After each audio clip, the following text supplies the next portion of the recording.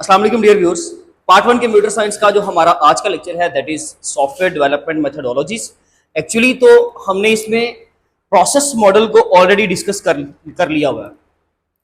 एक process model हम लोग पहले से डिस्कस कर चुके हैं दैट इज वाटरफॉल मॉडल, जिसके अंदर हम लोगों ने पढ़ा था कि जब भी हम लोग SDLC फेजेस को इस्तेमाल करते हैं, यानी कि किसी भी सॉफ्टवेयर डेवलपमेंट अप्रोच को यूज करते हैं, किसी भी फ्रेमवर्क को यूज करते हैं, तो उसमें back tracking is not possible.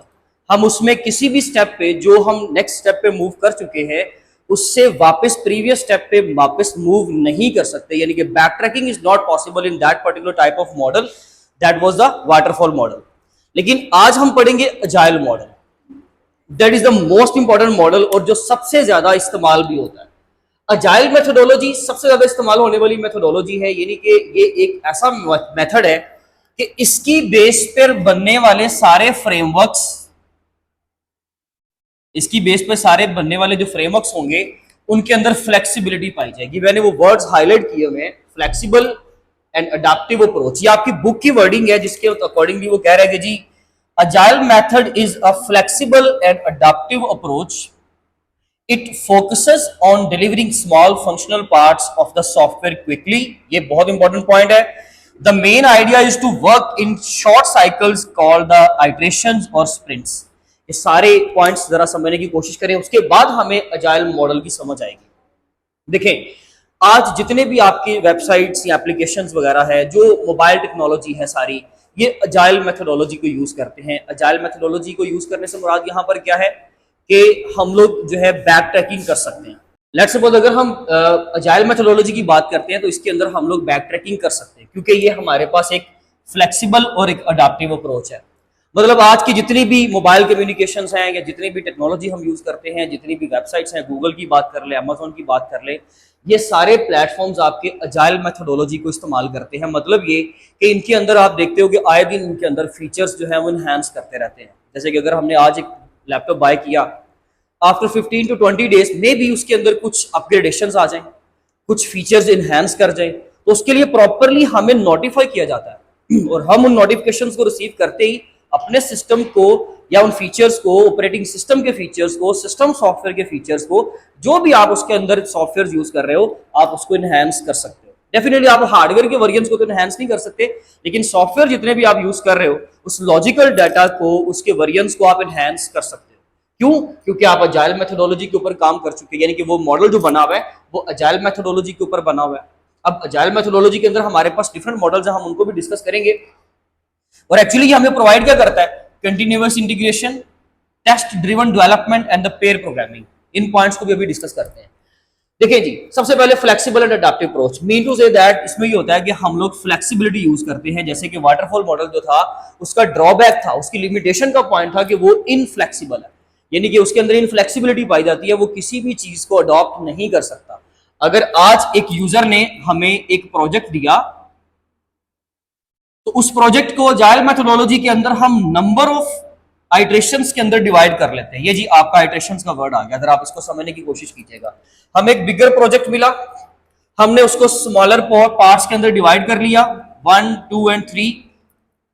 हर एक इंडिविजुअल पार्ट को हम बोलेंगे आइट्रेशन, और इसके लिए पर्टिकुलरली हम क्या करेंगे? स्प्रिंट क्रिएट करेंगे। स्प्रिंट का मतलब यहां पे होगा कि हम इसको एक स्पेसिफिक टाइम स्लॉट देंगे। जी मैंने ये काम करना है जी 1 मंथ के अंदर कंप्लीट, ये मेरा काम होगा जी सपोज कर ले 2 वीक्स के अंदर कंप्लीट, और ये मेरा काम कंप्लीट होगा 6 मंथ्स के अंदर। ये टोटल टाइम कैलकुलेट करके हम लोग यूजर को एक एस्टिमेटेड अंदाजा जस्ट दे सकते हैं।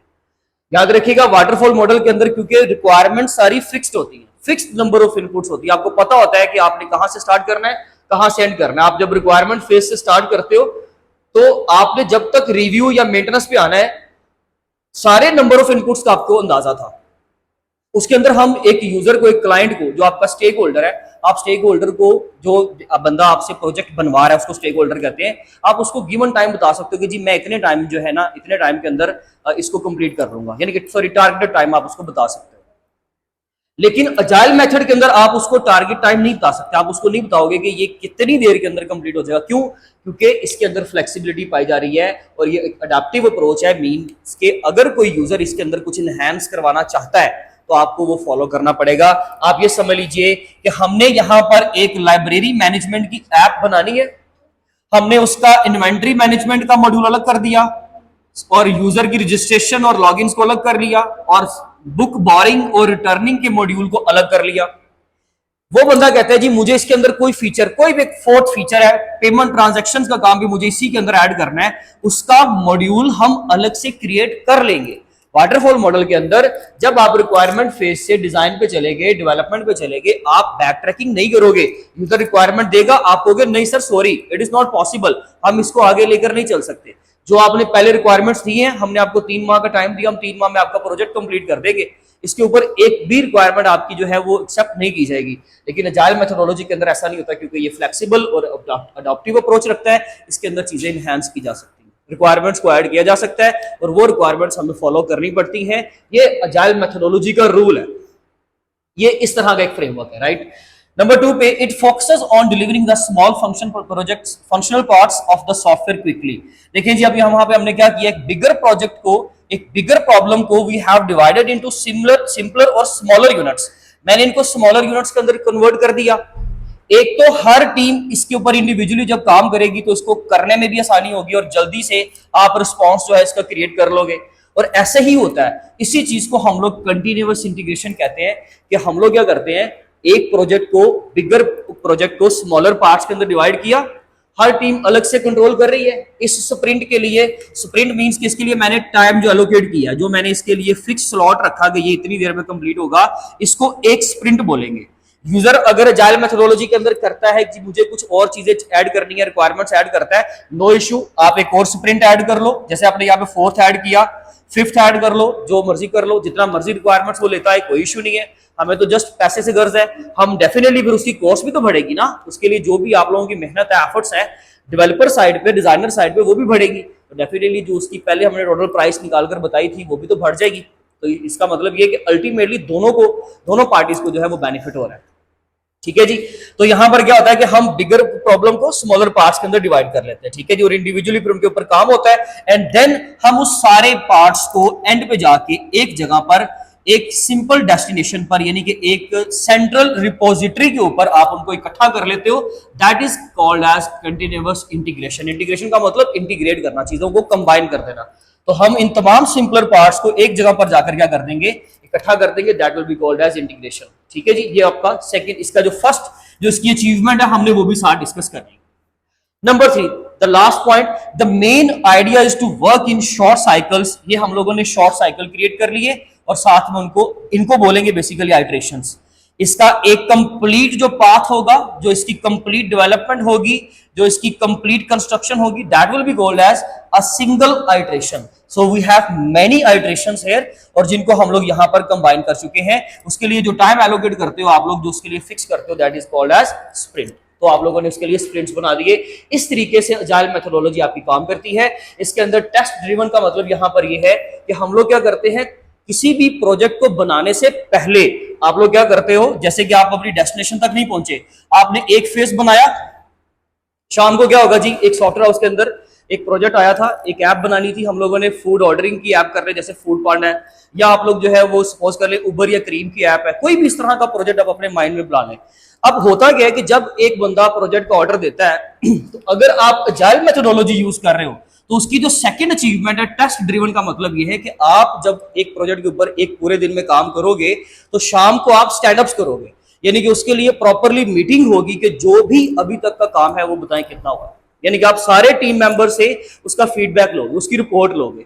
तो इसमें हम क्या करते हैं कि हम लोग वक्तन फवक्तन क्या करते रहते हैं, टेस्ट ड्रिवन, यानी कि डमी डेटा के ऊपर उन चीजों को चेक करते रहते हैं। मैंने एक चीज आज बनाई, एक मॉड्यूल मैंने आज रेडी किया, उसको मैं शाम को चेक करूंगा डमी डेटा के ऊपर, जिसको बोलते हैं टेस्ट ड्रिवन डेवलपमेंट। मतलब ये कि अगर आज के दिन में उसके अंदर कोई प्रॉब्लम आई तो आज के दिन में या कल के दिन में हम उसको रिमूव करेंगे। ऐसा नहीं होगा कि जब आप सारे प्रोजेक्ट को इकट्ठा करोगे देन डिबगिंग प्रोसेस चलाओगे और उसमें जो भी एरर्स आएंगी वो आप एट द एंड उसको रिमूव करोगे। नो, वो वाटरफॉल मॉडल का मेथड था। अजाइल के अंदर क्या होता है कि आप जिस भी फेज पे हो, लेट्स सपोज आप नंबर 1 पहले फेज पे हो, आपने इसको पहले चेक करना है, टेस्टिंग करनी है, जो भी इश्यूज हैं, जो भी डिबगिंग्स है, सारी आपने क्लियर करके देन सेकंड पे मूव करना है। फिर भी बैक ट्रैकिंग का ऑप्शन हमारे पास मौजूद है। And number 3, pair programming. Pair programming का मतलब है कि हमने एक काम पे दो टीम को काम पे लगाया हुआ है। एक टीम जो उसकी डेवलपमेंट का काम कर रही है, जो उसको डिजाइन कर रही है, और सेकंड टीम को हमने उसके क्यूए पे लगाया हुआ है, यानी कि उसकी क्वालिटी अश्योरेंस पे लगाया हुआ है, उसकी टेस्टिंग पे लगाया हुआ है। वो उसकी टेस्टिंग करेगी, अगर उसमें कोई भी पर्टिकुलर प्रॉब्लम आता है तो वो उसको रिमूव करवाएगा। मतलब एक बंदा डिजाइन कर रहा है, डेवलप कर रहा है, कोडिंग कर रहा है आपका प्रोग्रामर, और सेकंड टीम मेंबर जो है वो उसकी टेस्टिंग कर रहा है साथ साथ। दोनों पैरेलल वे में उसको लेके चल रहे हैं। That is called as pair programming. तो ये थर्ड अचीवमेंट थी आपकी अजाइल मेथोडोलॉजी की, राइट। अब हमारा अजाइल मेथड यहां पे काम कैसे करेगा? रिक्वायरमेंट फेज से आप डिजाइन पे गए, डेवलपमेंट, टेस्टिंग एंड डिप्लॉयमेंट, उसके बाद रिव्यू या मेंटेनेंस। अगर तो आपका काम कंप्लीट हो गया तो रेड लाइन आपको यहां से बाहर निकाल रहा है। लेट्स सपोज कि आप यहां से बाहर निकल गए, आपका काम कंप्लीट हो गया। लेकिन अगर यूजर ने कोई चीज ऐड की है तो ठीक है, हमने एक आइट्रेशन यहां पर ऐड कर ली। फोर्थ आइट्रेशन आपने पेमेंट ट्रांजैक्शंस के लिए जो भी पेमेंट गेटवे लगाना है आपने वो ऐड किया, तो ठीक है, आप उसको ऐड कर लें। फिर आप उसको दोबारा से रिक्वायरमेंट उसके लिए फिर डिजाइन करें, फिर डेवलप करें, टेस्टिंग करें, और लास्ट पे आप क्या कर दोगे? उसको इंटीग्रेट कर दोगे। What are the benefits of agile methodology? High flexibility, इसके अंदर फ्लेक्सिबिलिटी है, डेफिनेटली हम चीजों को अडॉप्ट कर सकते हैं। नंबर 2 पे इंप्रूव्ड कस्टमर सेटिस्फेक्शन। आपने वक्तन फवक्तन क्या करते जाना है? कस्टमर को साथ साथ स्टेक होल्डर को बताते जाना है कि भाई ये काम कंप्लीट हो गया, इसको चेक कर लो, कोई प्रॉब्लम है तो उसको बताओ। इसके अंदर जो लिमिटेशंस हैं, स्केलिंग चैलेंजेस। देखिए, अगर बहुत बड़ा प्रोजेक्ट है और उसके अंदर बार बार चीजों को आप ऐड कर रहे हो तो उस वक्त आप उसको मैनेज करना मुश्किल हो जाएगा। नंबर 2 पे स्टेक होल्डर इन्वॉल्वमेंट, ये बहुत इंपॉर्टेंट पॉइंट है। आपका स्टेक होल्डर आपके साथ एक्टिव नहीं है, यानी कि जिसका प्रोजेक्ट मैं बना रहा हूं वो खुद ही अवेलेबल नहीं है, और मुझे कोई चेंजिंग्स का मसला आ रहा है, मुझे कोई डिबगिंग प्रोसेस में एक चीज को रिमूव करते हुए इशू आया, मैंने उसको रिमूव कर लिया, लेकिन मुझे अपने स्टेक होल्डर का फीडबैक चाहिए एंड ही और शी इज नॉट अवेलेबल, तो मुझे उस वक्त क्या होगा? प्रॉब्लम होगा। इसलिए स्टेक होल्डर की इन्वॉल्वमेंट इसमें बड़ी जरूरी होती है, और अगर वो नहीं है तो that will be the limitation. तो ये आपका एक ड्रॉबैक का पॉइंट है। नंबर 3 पे लेस प्रिडिक्टेबल, आपके पास कोई प्रिडिक्शन नहीं है कि ये काम आपका कितनी देर में कंप्लीट होगा, क्योंकि वाटरफॉल मॉडल के अंदर आपकी सारी चीजें फिक्स थी। यहां पर यूजर आए दिन नई यूजर स्टोरी लेकर आ जाता है। अब यूजर स्टोरी यहां पर क्या है कि जो भी वो मॉड्यूल कहता है, जैसे उसने कहा कि जी मुझे लाइब्रेरी मैनेजमेंट की ऐप बनाकर दो, तो उसमें जो बुक्स की बारिंग और रिटर्निंग डेट के हवाले से कोई प्रॉब्लम था, उसने कोई चीज उसके अंदर ऐड की थी, तो वो एक यूजर स्टोरी है। मुझे उसके लिए रजिस्ट्रेशन और क्रेडेंशियल्स के लिए लॉगिन चाहिए, लॉगिन सिस्टम चाहिए, वो उसका सेकंड यूजर स्टोरी है। अगर वो यूजर स्टोरी ऐड करता है तो डेफिनेटली जब कोई प्रोजेक्ट के अंदर एडिशन कर रहा है तो फिर टाइम, जो टोटल टाइम आपने दिया हुआ है डिलीवरेंस का, वो भी इनहेंस कर जाएगा, बढ़ जाएगा। तो इसलिए ये लेस प्रेडिक्टेबल है। इसका मतलब हुआ कि ये भी एक तरह का प्रॉब्लम है, यानी कि ड्रॉबैक का पॉइंट है। तो ये था हमारा आज का लेक्चर, जिसमें हम लोगों ने अपने सॉफ्टवेयर डेवलपमेंट मेथोडोलॉजीज में से सेकंड मेथड पढ़ा है, अजाइल मॉडल। इंशाल्लाह हम मिलेंगे अपनी नेक्स्ट वीडियो में, तब तक अपना बहुत ख्याल रखें। Thank you so much. अल्लाह हाफिज़।